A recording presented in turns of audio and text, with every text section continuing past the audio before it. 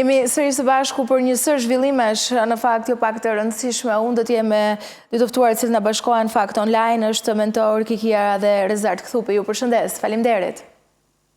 Përshëndetje.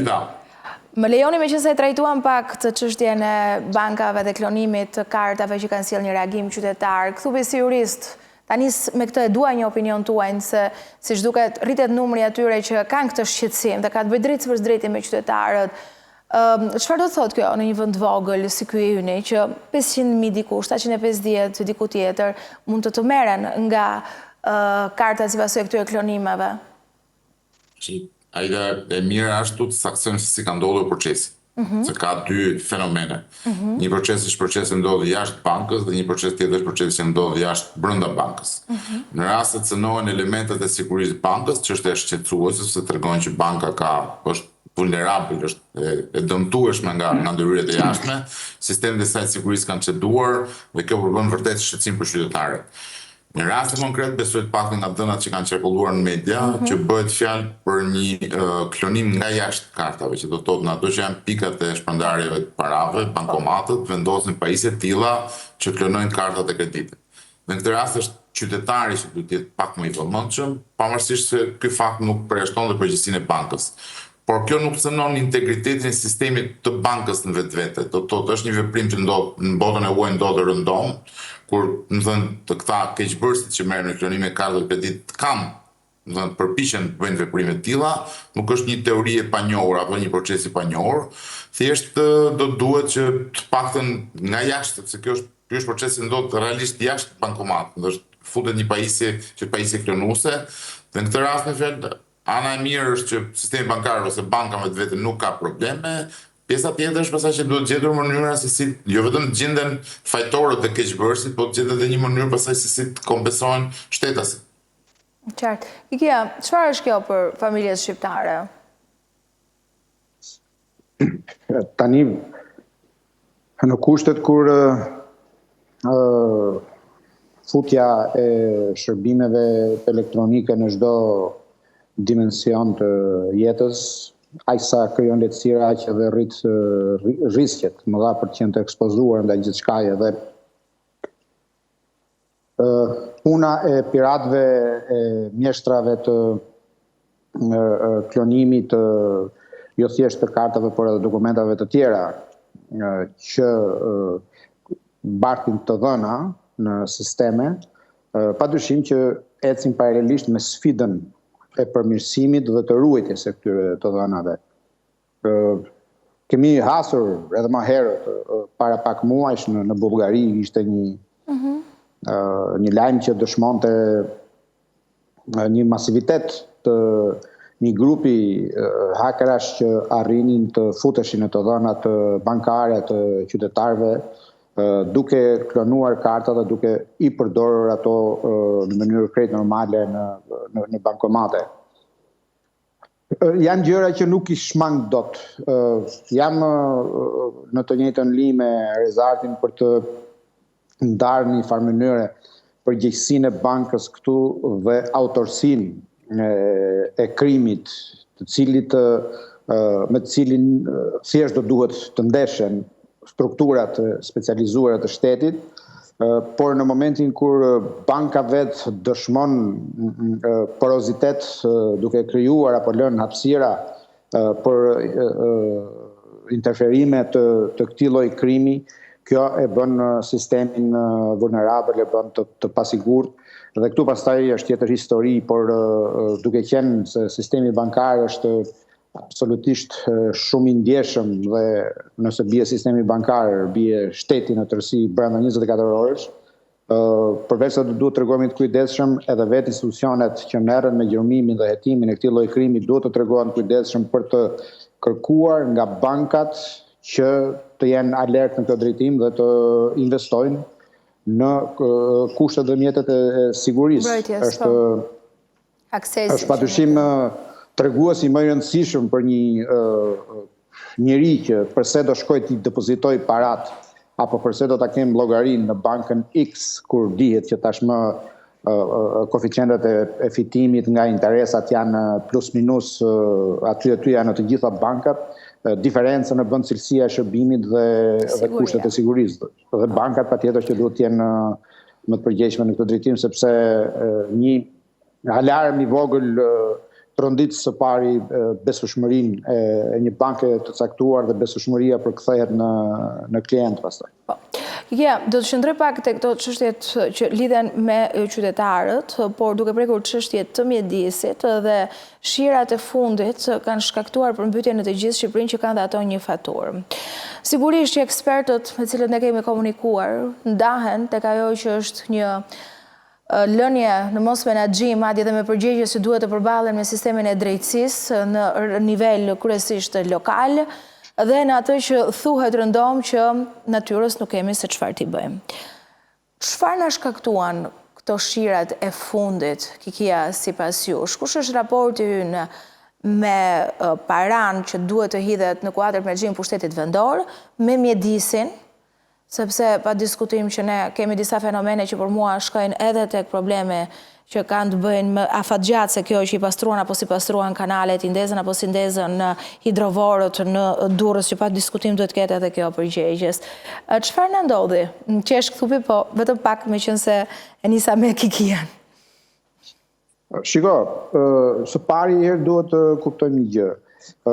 Në momentin kur qytetarëve u përmbytën shtëpi, që do të thotë shkatërrohen pajisjet elektroshtëpiake, orën ditë, divanet, televizori, lavatriçja. Të duhet bësh dhe llaçe tulla, raste pas rasti. Padyshim, fermerit i shkatërrohet baza ushqimore për braktin, i mbyten pulat, delet, dhit, të gjitha këto janë dëme. Dhe ajo që bën qeveria në mënyrë sistematike, pavarësisht se sa e mban fjalën, është tjetër gjë, por thotë, mos përshqetësoni, gjithçka do rimbursohet. Në fakt, nga vijnë këto parat e rimbursimit? Parat e rimbursimit vijnë nga buxheti i shtetit. Buxheti i shtetit vjen nga taksat tona.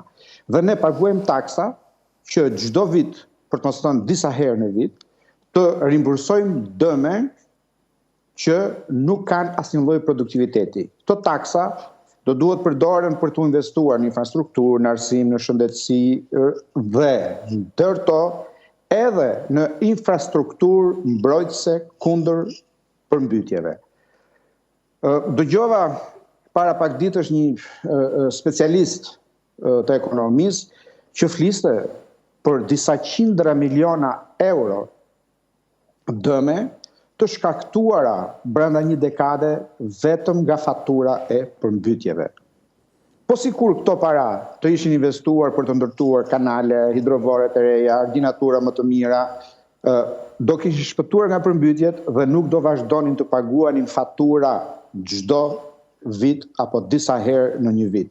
E theksoj, ai që është dëmtuar për një moment caktuar mund të flejë qetë sepse thotë do më japi shteti parat, por shteti po i jep atij para po nga taksat që ja ka marrë për t'i bërë shërbime dhe jo thjesht për t'i dëmtuar orënditë e shtëpisë që janë dëmtuar.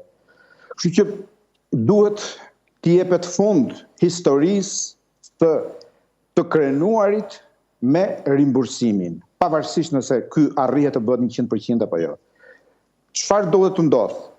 Ajo që duhet të ndodhë është që përtej krekosjes mbi baltë, duke thënë që ne e të i kaluam edhe këtë fatkeqësi, ne e të i kaluam me dëme shumë të vogla, ne i dëmshpërblyem të gjithë banorët e dëmtuar dhe kaq. Jo, fatkeqësia është një përmbytje dhe një përmbytje që duhet të nënshtrohet një analize të thellë, jo politike dhe jo mediatike që mund ta bëjmë ne nëpër studio, por një analizë që duhet ta bëjnë ekspertët. Ku janë pikat e dobta? Pse u përmbyt Durrësi? Sa është përgjegjësia njerëzore dhe sa është përgjegjësia e natyrës? Dhe për të mbetur tek përgjegjësia e natyrës, nuk mjafton të ngresh syt nga qielli dhe thuash, punë e Zotit këto, nuk kemi çfarë të bëjmë. Po, këto janë vërtet punë e Zotit apo punë e natyrës, dhe ne nuk kemi çfarë i bëjmë. Ne shiun e 6 muajve që bie për një ditë nuk e shpërndajmë dot që të na bjerë për 6 muaj. Apo shiun që duhet bjerë në gjithë territorin e Republikës, që bie vetëm brenda 6 orësh në Durrës, as këtij nuk kemi çfarë të bëjmë. Ne duhet të mbrohemi nga ky lloj kërcënimi që po shfaq natyra në mënyrë agresive nuk kemi vetëm ne. Në të gjithë botën njerëzimi është i kërcënuar nga ndryshimet e klimës. Dhe ndryshim klime do të thotë që në të gjithë të dimër temperaturat zbritën vetëm një ditë nën zero, që në gjithë të dimër ra vetëm një herë borë, dhe ndryshe nga më herët kur malet qëndronin me muaj të tërë të mbuluar nga bora, dhe bora ishte një depozit ujore të cilin natyra e shkrinte dalë nga dalë dhe furnizonte rrjetin lumor, sot kjo bie në formë shiu. Ne duhet të mbrohemi. Si të mbrohemi? Të ndërtojmë qytete më të forta. Parat janë e kanë përdorur. Jo, thjesht para, jo. Duhet të projektojmë qytetet dhe vendbanimet në kushtet e reja të klimës. Nuk mjafton të gjesh një tokë të lirë dhe vesh të ndërtosh, pa të ditur ka apo s'ka kanal kollimi aty.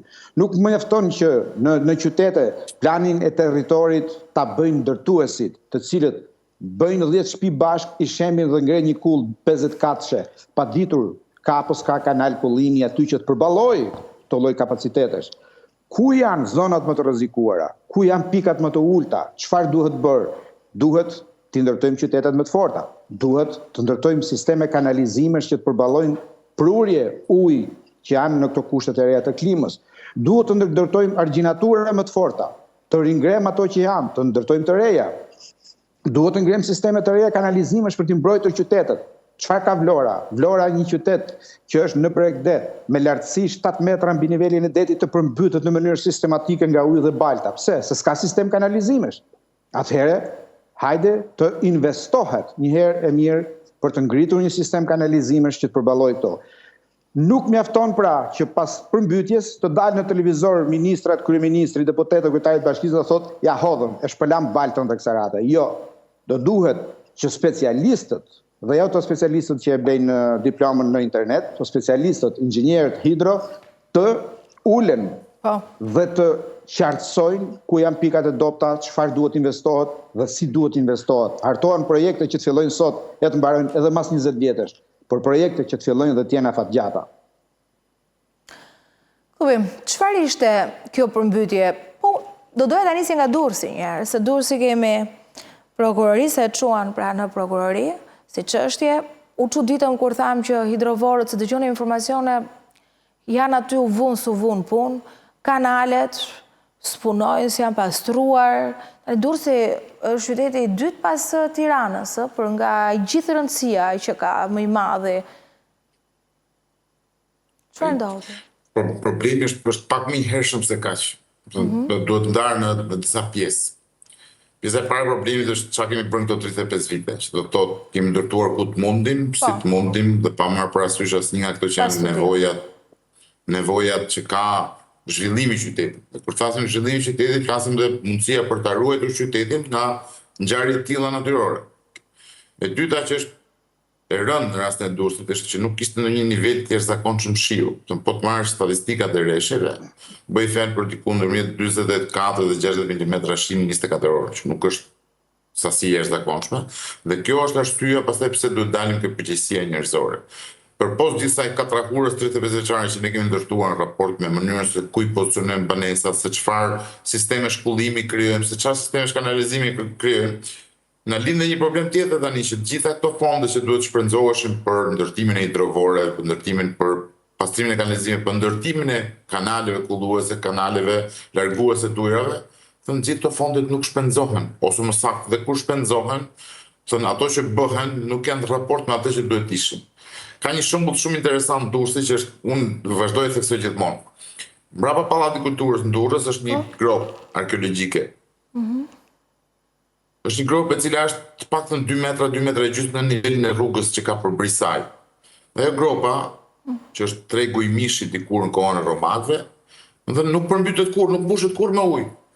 Sepse ata para 2000 vjetësh kur ndërtonin kanalizimet, nuk bënin kanalizime nga 50 cm, nuk bënin kanalizime nga 2 metra. Thënë, poshtë pjesës qendrore të qytetit, poshtë qendrës së qytetit ka qenë një tunel antik i romakëve, i cili është 1 metër e gjysmë i lartë, tunel për largimin e ujrave. Në atë kohë, kur Durrësi kishte 20.000 apo 15.000 apo 30.000 banor. Sot i qytet me 200.000 banor që vazhdon ndërton kanalizimin nga 50 cm. Se kjo është pastaj paaftësia jonë për të projektuar për të ardhmen.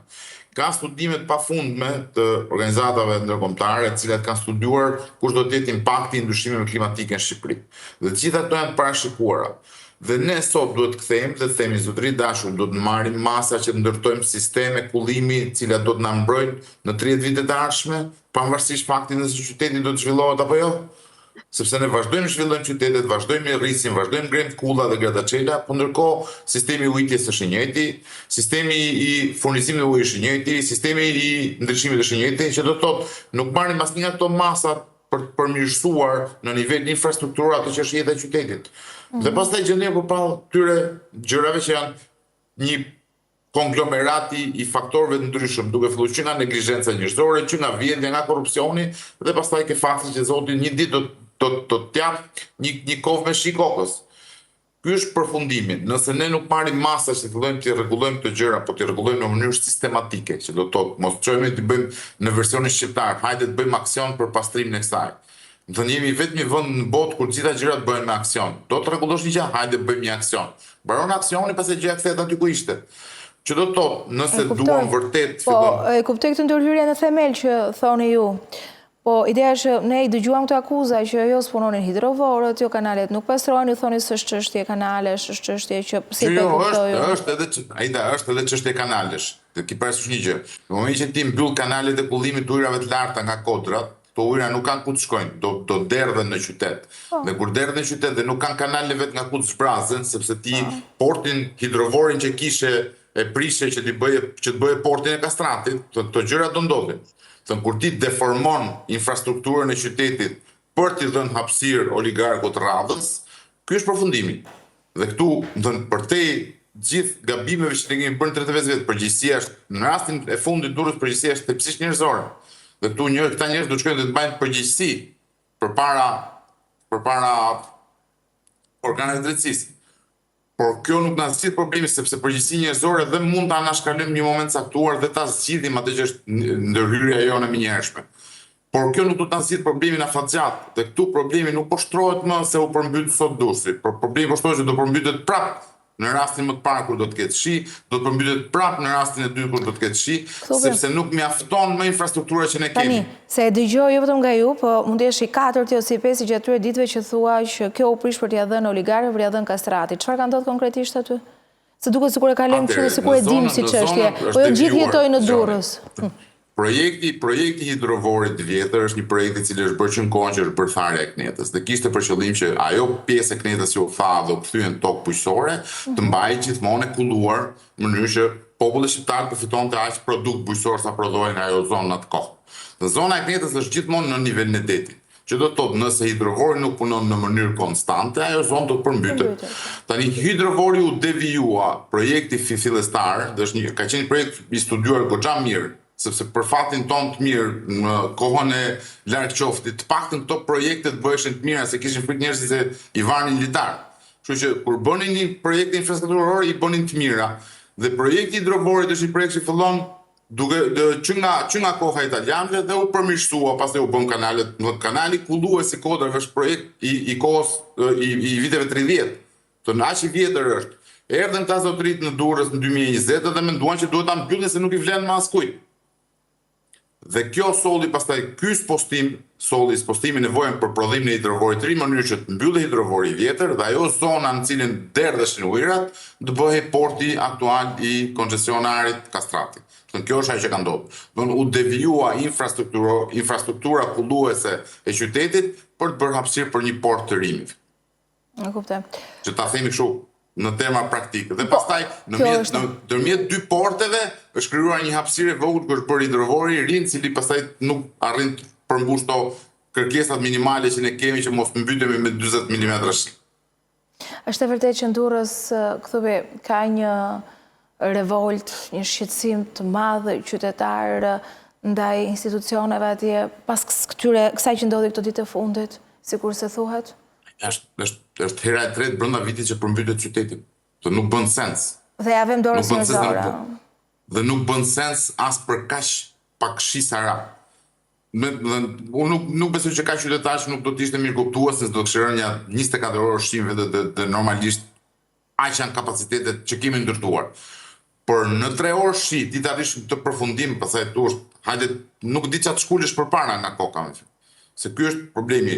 Nëse do të binte shi shumë, do të ishte niveli i alarmant i kësaj mundësisë për diskutuar për një fatkeqësi natyrore, do të ishte e pranueshme edhe për mbytjen e qytetit, sepse ndodh gjithkund. Natyra është shumë e fortë se njeriu dhe e provon në mënyrë të vazhdueshme këtë gjë. Por sa kohë që bie 3 orë shi dhe në 3 orë shi mbytet i tërë qyteti, do kur flas për tërë qytetin, janë mbytur gjitha zonat me përjashtim të atyre që janë në kodër, atëherë ka diçka që nuk funksionon me ne, nuk është më natyra që po na ndeshkon. Dhe këtu duhet të themi dhe të vëmë gishtin kokës në 2 pjesë. Pjesa e parë, çfarë duhet të bëjmë për të ardhmen, dhe e dyta është nxjerrim përgjegjësitë të kush e ka përgjegjësinë në tashmen. Pse një qytet mbytet me 40 mm shi? Po. Kikia, kjo që ndodhi me përmbytje që nuk është vetëm në Durrës, por edhe në qytetet e tjera, Lezhë, Vlora, Gjirokastra, po ka qenë problem. I shtoj këtu edhe shumë problematika tjera të cilat po i ndodhin, po them kësaj qeverie që të dalë dhe unë tek tema politike dhe që lidhet me protestat e opozitës. Një ndër to do të jetë me datë 24, nga ana tjetër zhvilluan atë tryezën e gjerë me zgjidhje për Shqipërinë ku aty pam refuzime. A jemi lodhur ne nga politika që kemi përballë, por edhe na ka përgjegjësi tek reagimi i fortë si qytetar, qoftë përballë aferave korruptive, qoftë përballë këtyre fenomeneve, hajde t'ja vëmë emrin natyrore apo dorë njerëzore, se i ka të gjitha pra brenda nga pak. Çfarë po ndodh? Për ta përmbyllur në raport me përmbytjen, përgjegjësinë politike dhe publike, mendoj që të diskutosh mirëmbajtjen e sistemit të kullimit që është trashëguar nga periudha komuniste, është detyra më e paktë që duhet të ketë pushteti në çdo nivel, minimumi që mund bëhet. Ajo infrastrukturë nuk është komuniste, ajo ishte djersa dhe gjaku i një populli. Dhe të vend nga një urtësirë perëndimore moçalore kishte shndruar në zona të banuara dhe të kultivuara. Ne u sollëm keq dhe e shkatërruam. Ajo infrastrukturë duhet rikthyer dhe mirëmbajtur, duhet përmirësuar dhe mbi gjitha duhet projektuar infrastrukturë e re në raport me ndryshimet e klimës. Nuk mjafton të thuash jam punë e Zotit. Nuk je aty në krye të qeverisë, kushdo që është dhe kushdo jetë nesër, për të thënë që kjo punë nuk bëhet. Je aty për të bërë atë gjën që duhet bërë. Kur jemi në opozit, themi fajin e ka qeveria. Kur jemi në qeveri, themi fajin e ka Zoti. Jo. Zoti ka përgjegjësinë e vet, njeriu në tokë ka përgjegjësinë e vet. Për të kaluar tek protesta, që thonë ju, njeriu i lodhur apo i dëshpëruar, unë kam hasur dhe i kam identifikuar edhe në 2 postimet e mijat, në faqet e mia, 2 protestues tipik. Njëri në një fshat të Ersekës, ku bashkia ka vendosur që kullotën, një pllaj mali të fshatit, t'ja jap një kompanie për të ndërtuar një park për energjinë diellore, duke i hequr mundësinë e kullotës për baktit. Që kemi drejtuar. Fshatarët filluan të protestojnë, ndërsa njëri bëri një protest shumë të veçantë. Ai filloi të therrte delet dhe dhit për inat të bashkisë. Dhe i tregonte kamerave lëkurët e baktive që kishte therrur. Hasa dikë tjetër, të ditë nga përmbytjet. Dikë që kishte ngarkuar në një furgon të gjitha orenditë e shtëpisë të dëmtuara, dhe i hidhte në rrugë me dysheke, me krevate, me dollape, thoshte, ja o qeveri ku janë. Tani, njerëz që për inat armikut vrasin veten, unë besoj që nuk është mënyra e duhur për të reaguar. Padyshim, tash nëse ti do të protestosh, nuk mund të protestosh duke thyer orendit të shtëpisë tënde për inat të qeverisë. Mendon që qeveria u pendua shumë, do i blesh vetë prapë. Nëse do të protestosh duke hedhur, minimumi dile hidhi para zyrës së qeverisë, apo të bashkisë, apo ku di unë kush çfarë mund të ketë. Pra, duhet adresuar protesta.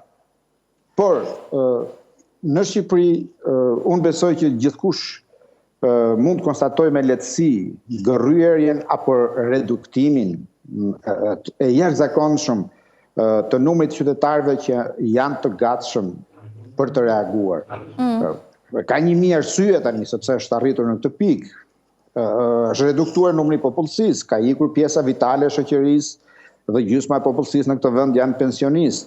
Ata që janë më të rinjt janë të dizinteresuar për problemet politike. E shikojmë këtë në bojkotin e kësaj shtresë të shoqërisë kur vinë zgjedhjet.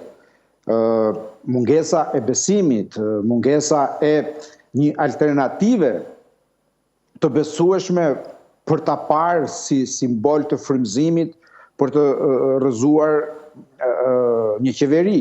Pra të gjitha bashk, mendoj që kanë prodhuar këtë realitet ku partia më e madhe opozitës, por edhe disa faktorë të tjerë opozitar, sforcohen në mënyrë të vazhdueshme për të mobilizuar, për të nxjerrë njerëz në protestë.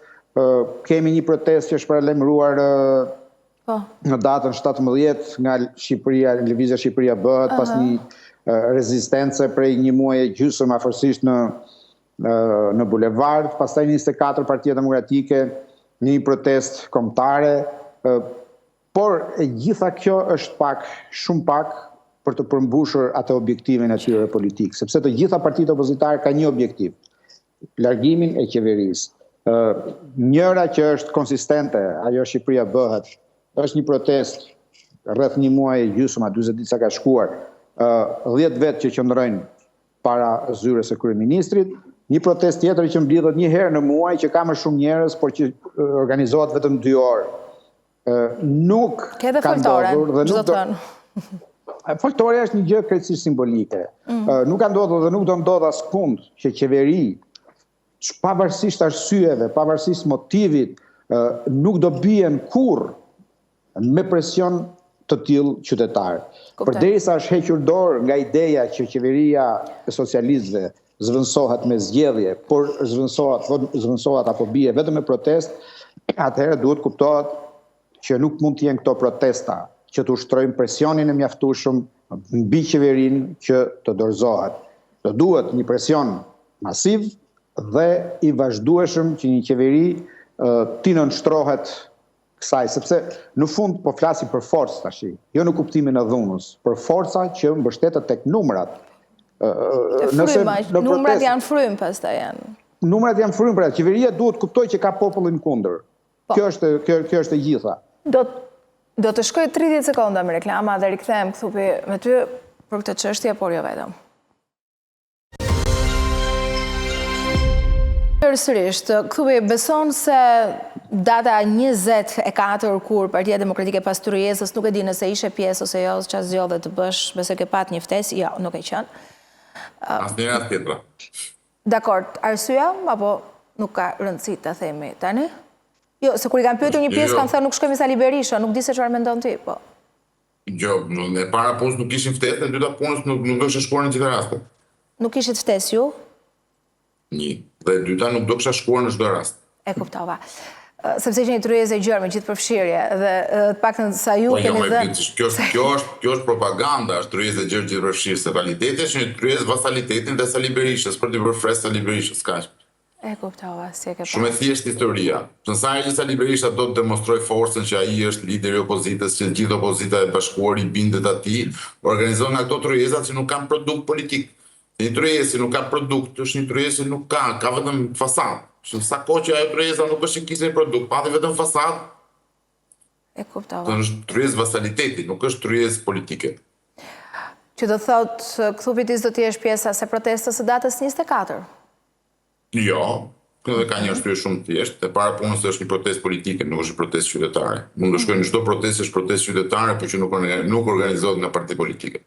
Partitë politike të opozitës duhet kuptojnë që nuk mund të vazhdojnë të zënë pafundësisht hapësirën e qytetarëve për të protestuar. Sa kohë protestat thirrën dhe organizohen vetëm nga partitë politike, nuk do të ndodhë asgjë me qeveri. Në logjikën më të thjeshtë politike, nuk ka asnjë arsye pse një parti politike që është në majorancë, siç është Partia Socialiste, të ndryshojë qëndrimin e saj apo të heqë dorë nga qeverisja e vendit se ja kërkon një parti tjetër politike që është në opozitë. Ta është më pak që kjo gjë ndodh në harkun kohor të 8 muajve apo 9 muajve nga një rezultat zgjedhor. Nuk ka sens asnjë logjik politike dhe historia 35 vite në Shqipëri ka treguar që në asnjë rast protesta politike nuk kanë pasur produkt. Nuk kanë pasur, kanë treguar forcën, mund të kenë prodhuar entuziazëm tek njerëzit apo tek simpatizantë apo militantët, mund të kenë prodhuar mbështetje më të madhe politike për partinë, por në raport me qeverinë dhe me pushtetin nuk ka pasur kurrë ndryshime. Dhe kjo është për shkak të logjikës politike. Qeveria ka detyrimin të dialogojë me qytetarët, por me qytetarët kur protesta është qytetare, kur kërkesat janë qytetare dhe qeveria vihet ngushtë ose zihet ngushtë për shkak të veprimeve apo përgjegjësisë që duhet të mbajë në raport me qytetarët. Por që ti ta vësh një qeveri në një pozitë të vështirë sepse ja kërkon një grupim politik, nuk mendoj që është ky rasti dhe nuk mendoj që asnjë nga protestat e opozitës nuk do të prodhojë asnjë pasojë juridike. Vetëm gjë që prodhojnë është zënia e kësaj hapësirës qytetare, sot qytetarët nuk dalin protestojnë për arsyeën e thjeshtë se çdo protestë duket sikur është protestë politike. Dhe në këtë pikë me shumë drejt për çfarë do dalin protestojnë? Që ti ke Rama dhe Dil Berisha. Kjo nuk është shkak. Tani këtë strategjia që këta kanë nxjerrë në paktën deri pas kësaj tërheqësës që ju e cilësuat për interesat ngushta, është që do të ngujohen edhe në kuvend. Pra paralel, duket sikur është marrë vendimin nëse do të qëndrojnë kësaj, do të ketë edhe Kjo është një sekondë se kam një problem me këtë ngujimin kuvend. Kjo është e njëjta parti politike që qeveriste vendin në vitin 2009, kur 2008 kur deputetët e LSI-së ngujuan kuvend për shkak të dëshimeve kushtetuese që bëri Rama e Berisha. Se ka një moral gjithmonë kur ti kërkon diçka. Unë jam shumë dakord që ti të ngujohesh, jam shumë dakord që ti të bësh çdo formë proteste. Sepse është në kuadër të përshkallëzimit, bashkë me protesta dhe pastaj ke kërkesa për qeverinë teknike. Po pra po, dakord jam unë. Po është e njëjta forcë politike që kur i është kërkuar asaj me të njëjtën formë ka refuzuar të prishte pazarin që kishte me Edi Rama. Dhe është ai pazari që na ka sjellë të gjendjen që jemi sot. Në 2008 u ngujuan deputetët e LSI-së në atë kohë me edhe partive të tjera të vogla, u ngujuan për të kërkuar që ato që ishin ndryshimet kushtetuese që preknin kushtetutën, sistemin e zgjedhjeve, të prisheshin, mos miratohesh. Çfarë bëri Partia Demokratike? I miratoi. Tani pse sot, ky standardi moral është i ndryshëm, shtatë PD-s mund të ngujohen dhe të kërkojnë që qeveria të jap dorëheqjen. Kush është baza morale me cilën ngren këtë gjë? Sot janë më të mirë, janë ndryshëm, nuk është më Sali Berisha kryetari i partisë, ka ndryshuar kryetarin e partisë, apo nuk është më Jozefina Topalli në atë kohë kryetare e parlamentit, deputete e Partisë Demokratike. Se ka sens. Nëse ngujohet zënia Topalli, do ishte pastaj kulmi i paradoksit. Një person i cili i ka shkelur me këmbë ata që bënin të njëjtën gjë, do të bëj protestën e saj me formën e ngujimit kundrejt një pazargjiu tjetër siç është Edi Rama. Unë nuk mendoj që këto janë zgjidhje, mendoj që opozita duhet gjejë një rrugë me të cilën të krijojë hapësirën që qytetarët. Përdor gjitha me protesta kombëtare, me çfarë i thonin këta, revolucion.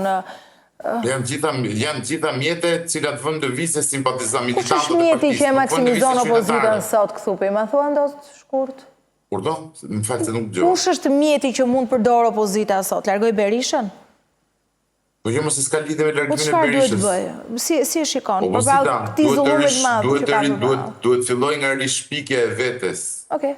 Nga rishpikja, që do të thotë të krijojë një model politik i cili të jetë i pëlqyeshëm nga qytetarët, që të ofrojë shpresë për qytetarët dhe pastaj këtë modelin politik t'ia kundërvër ose ta vër përballë modelit politik që ofron maxhoranca. Kjo është vetëm rrugë që ka opozita. Këto rrugët që unë nuk ndryshoj, po ti duhet ikësh nga pushteti, nuk kanë funksionuar dhe nuk do të funksionojnë. Ti nuk mund t'i kërkosh Edi Ramës të bëhet ai më i mirë, ndërkohë që ti vetë nuk bëhesh më i mirë. Dhe qytetarët nuk kanë pse të zgjedhin ndërmjet dy të këqijave. Do refuzojnë. Dhe ky është ajo që po ndodh sot. Është qytetarët po refuzojnë. E kuptojnë se kush është gjendja në cilën është vendi, e kuptojnë nevojën që ka vendi për të ndryshuar, por refuzojnë mbështetjen një opozitë që është e njëjtë me maxhorancën. Dhe ky është problemi thelbësor që ka sot opozita. Modeli është identik. Të them një gjë, kjo opozita që proteston parlamenta ide, që të kuptojmë se kush është opozita që ke, PD-ja. Okej. Jo më vonë, sot është data 14. Para 2 ditësh ka përfunduar afati për përmbushin, për përzgjedhjen e kandidaturave ose për mbështetjen e kandidaturave për funksionin e Komisionit kundër diskriminimit. Të 2 partitë politike nuk dhanë asnjë firmë. Dhe e di pse? Se të 2 partitë e mëdha politike, PD dhe PS, kanë rënë dakord që atë vendin ta ruajnë për Sonila Betin. Kjo është opozita që ti ke sot, e cila pretendon të vinë pushtet. Është kjo që bën marrëveshje me majorancën për të mbështetur një antar në dalje të gjykatës kushtetuese dhe për të dhënë këtij antarit në dalje të gjykatës kushtetuese pozicionin e Komisionit kundër diskriminimit. Kjo është opozita dhe pozita. Dhe më thuhet ti tash pse qytetarët duhet dalin dhe të protestojnë për një nga ato 2 palë. Se bride, unë e quaj këtë denoncim në fakt, një marrëveshje. Jo, është fakt, nuk është denoncim, është fakt ky. Të ka përfunduar afati në 12 janar. E ke fakt. Në 12 janar ka përfunduar afati për dorëzimin e kandidaturave për komisionerin kundër diskriminimit. Asnjë nga deputetët e 2 partive politike nuk ka dhënë asnjë firmë. Dhe kjo ndodh pse? Sepse në herën e fundit që u plotësuan këto kandidatura, një kandidaturë ishte zonja Sonila Betja, e cila kandidoi dhe pastaj kur e kuptoi që nuk e përfundonte dot mandatin brenda kohës që i duhej për ta paraqitur kandidaturën kuvend, e tërhoqi. Dhe tash sot që flasim, nuk kemi kandidat për komisioner kundër diskriminimit, se duhet presim të mbarojë mandati zonjës që të kandidojë kjo dhe të zgjidhet komisioneri kundër diskriminimit. Dhe tani këto 2 forcat politike që bëjnë këtë lojën, se këta që dhanë firma pafund, kur ishte avokati i popullit, pse ke komisioneri nuk jep kanë firma? Kush është pengimi? Marrëveshja shumë e qartë, kanë rënë dakord 2 palët që do zgjedhin të zonjën komisioneri kundër diskriminimit. Dhe tani ti thua do dalin dhe këta do ngujohen në parlament. Kuptova. Gia. Tani situata është komplekse dhe ndërsa shikon të qerthullin në të cilin jemi futur dhe rrotullohemi, kupton që në këtë vend kriza më e madhe nuk është ajo ekonomike, por është kriza e leadershipit politik. Gjatë gjithë këtyre 35 viteve, udhëheqësit politik në këtë vend kanë punuar në mënyrë shembullore për të lënë pas një tokë të djegur. Ata nuk kanë lejuar me koshiencë apo për shkak të patologjisë së ambicjes për të sunduar dhe jo drejtuar, s'kan lejuar terren për liderë të rinj të cilët të rriten. Se lideri politik nuk është një produkt laboratori, ai nuk emërohet, nuk caktohet, nuk blihet, nuk importohet, por rritet duke u stërvitur në betejën politike. Ai garon, humbet, rrëzohet, ngrihet prapë, vazhdon, garon prapë, dhe në këtë përpjekje përfiton eksperiencën, në këtë përpjekje përfiton mbështetjen nga qytetarët, në këtë përpjekje kualifikohet me kulisat e politikës, sepse politika ka dhe kulisat e veta që quhen lobime, klane e kështu me radhë. Nëse shikojmë sot në të 2 partitë të mëdha, nuk gjen dot se kush mund të jetë zëvendësuesi në mënyrë natyrale, jo artificiale, i Sali Berishës tek PD-ja apo Edi Ramës. Në të njëjtën frymë kanë ecur një dyzinë partish të reja, të cilët drejtohen nga të njëjtët kryetarë prej dekadash. Edhe partitë e reja që të krijuara rishtazi, drejtohen sërish në të njëjtën mënyrë nga kryetarucët e tyre që imitojnë të njëjtën shkollë ku kanë marrë mësimet. E bëra këtë hyrje për të kuptuar një gjë. Cili është problemi sot në Partinë Demokratike? Është sepse leadershipi i kësaj partie është me një të shkuar të gjatë në politikë. Dhe në këtë të shkuar ka mbledhur shumë mëkate dhe që sot i ekspozohen publikisht njëri pas tjetrit, duke prodhuar atë frymë mosbesimi si alternativë qeverisëse. E theksoj edhe një herë, jo alternativë opozitare, se si opozit, Partia Demokratike është një opozitë e shkëlqyer për të denoncuar, për të mbledhur prova, për të bërë padjetje e tjerë, por partitë dalin në opozit për të rigjeneruar si forca politike të gatshme për të rimarrë pushtetin. kaq kohë në opozit, Partia Demokratike nuk e ri për të riu do të leadershipin politik. Nuk gjeneroi frymë të re, nuk gjeneroi njerëz të ri. Do të ishte një realitet krejtësisht tjetër politik sot. Nëse aty në bulevard do të ishte një alternativë politike tjetër apo një alternativë qeverisëse tjetër. Dhe motivimi i njerëzve për t'u bashkuar do të ishte shumë më i lehtë. Dëgjova Rezardin që përmendi disa, kanë bërë këtë. Nëse këta që kanë bërë gjithë këto gjëra, thjesht do ishin futur në arkivin e historisë së Partisë Demokratike dhe do të ishte lindur, krijuar, rritur një leadership tjetër, edhe njerëz ka. Kur unë thash që është kriza leadershipit, nuk është se nuk ka njerëz, por nuk është lejuar hapësira për t'u provuar dhe për t'u rritur politikisht. Dhe sot gjendemi në një pikë ku ikën Berisha, vjen Rama, tiki Rama të vi pra Berisha. Për është një rreth vicioz në cilin ne kemi mbetur sot në dilemën e madhe të heqim një kryeministër me 4 mandate dhe të vëmë një tjetër që vjen për herë 4 sërish. Dhe në këto kushte, rinia është e dizinteresuar. Në zgjedhjet e kaluara, nga të rinjt që votonin për herë të parë, 18 vjeçarët që mbushnin moshën, 11% shkuan të votojnë. Kuptoni çfarë drame shoqërore është kjo? Po. Sepse kush e bën ndryshimin, kush e bën revolucionin, e bën të rinj.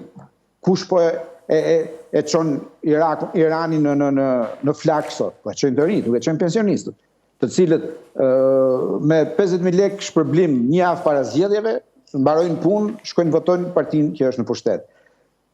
Ndaj them që tu nuk është thjesht nevoja për të nxjerrë disa mijëra njerëz në rrugë për ta detyruar Ramën të ikë. Kjo është nevoja për të bërë një përmbysje reale të klasës politike.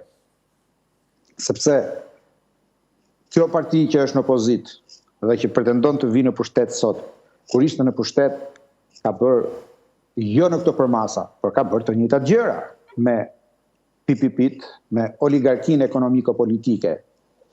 Tani, kush më siguron që nesër ky kur të vijë në pushtet, do vazhdoj të bëjë të njëjtën gjë, të thotë edhe ti e bër atë. Ai kemi parë në parlament kur akuzoi njëri tjetrin dhe pastaj kur vjen në pushtet thon unë po vjedh me ligjin që kishe bërë ti, po e shfuqizoi atij atë ligj që kishte bërë ky dhe ishte i dëmshëm për interesat publike. Do duhet që këto parti politike jo thjesht të ekspozojnë korrupsionin e qeverisë dhe të dëshmojnë qytetarëve nevojën e ndryshimit dhe rotacionit politik. Kjo nuk diskutohet, por ky vend nuk ka nevojë thjesht për rotacion politik. Ka nevojë për reformat më të rëndësishme që nga 1992, kur u zgjodh për herë parë një parti opozitare në pushtet. Sepse sot problemi është mënyra si drejtohen partitë politike, autoritarizmi brenda partisë politike, dhe siç është një parti politike, ashtu do të jetë pushteti i saj nesër. Kush i paguan partitë, kush i mbulon fushatat elektorale të partive? Ata oligarkët që marrin tendrat, ata oligarkët që kontrollojnë ekonominë, pasurinë e një vendi të tërë. Dhe momentin që ata e vendosin dhe fatet pastaj. Padyshim. Dhe kjo gjë mungon, mungon kjo qasja e re, partia më e madhe opozitës i fton njerëzit, hajde ta heqim Ramën se është i korruptuar. Po çfarë do bësh ndryshe ti nesër? Çfarë do bësh ndryshe nesër që të mos bëhesh edhe më i keq se sa Rama? Dhe kjo gjë absolutisht mungon. Mungon rregulli për ta qeverisur partinë në mënyrë demokratike. Dhe adorheqen djali i ri, kryetari i LDK-s në Kosovë. Po, humbi zgjedhjet dhe adorheqen në mënyrë qytetare. E më përbylla misionin tim, tha, nuk e çova partinë drejt pushtetit, iku. Por nuk shkulen këta. Dhe ajo që është më rëndësishme, transparenca financiare, nuk garantohet me ligj. Këtu buron korrupsioni. Këta oligarkët që kanë shëtën në dorë ekonominë sot, koncesionet nga qielli deri në 500 metra nën tokë. Ku e gjejnë fuqinë për të prodhuar ligje të posaçme për veten e tyre? Ke paraja që financon politikën. Atëherë duhet shkputur partia dhe politika nga parat informale, kush do ta bëj? Askush nuk e garanton këtë sot. Se garanton, sepse të gjithë furnizohen të këtë njëjtat depozita karburanti, në mënyrë të drejtë për drejtë, apo qoftë edhe metaforë, kjo që po them. Kështu që mendoj që qytetarët që arsyetojnë pak e kuptojnë që këtu nuk është thjesht nevoja të ndrojmë një kryeministër. Këtu është të përmbysim një realitet. Dhe një lider politik me këtë vizion mungon sot atje në sheshin e betejës. Dhe këto sheshe mbushen thjesht me militant, me shpresën që do vi kjo partia në pushtet dhe do marrë një vend pune, sepse janë hedhur në rrugë pikërisht për shkak të bindjeve politike. E kuptoj. Por unë mendoj që nuk mund të ecet më përpara, duke marrë njerëz për ta mbështetur një parti caktuar, thjesht duke i premtuar një vend pune si roja shkolla apo diku tjetër. Por do duhen platforma politike, strategji që ta demokratizojnë këtë vend më në fund. Sepse 35 vjet jemi demokraci hibride. Bëjmë sikur votojmë dhe nuk bëjmë zgjedhje të lira asnjëherë. Bëjmë sikur bëjmë reforma zgjedhore. Por ajo që bëjmë është që sa herë ka zgjedhje ne thjesht rinovojmë ligjin e vjetër elektoral duke shtuar nga 2 pika vetëm 3 javë para zgjedhjeve, duke bërë arnime për të dalë në situata. Faleminderit Kikia për analizën, faleminderit që më bashkove sot. Kthubi, nëse ke diçka të fundit, që ta mbyllim dhe së bashku? Jo, jam dakord me zotin Kikia një pikë, më thënë, duhet ne si qytetarë, kur flas qytetarë, përfshit gjithë dhe parti politike, se nuk mund ta, ka një kështu. Po duhet bëjmë dakord në një pikë. Në Shqipëria është në një moment historik në cilin ka vërtet nevojë për reforma, por reforma të thella. Që ta mbyll me këtë arkitektura e shtetit, që nga mënyra se si administrohet shteti, nga mënyra se si ne mendojmë dhe ku duam të shkojmë. Dhe mbas këtyre reforma pastaj duhet të gjejmë një zgjidhje politike se kush do të jetë forcat apo forca politike që duhet të çojë përballë këto reforma. Por kjo status quo që është krijuar ka rritë pikën që nuk përballohet dot më. Është e papranueshme më.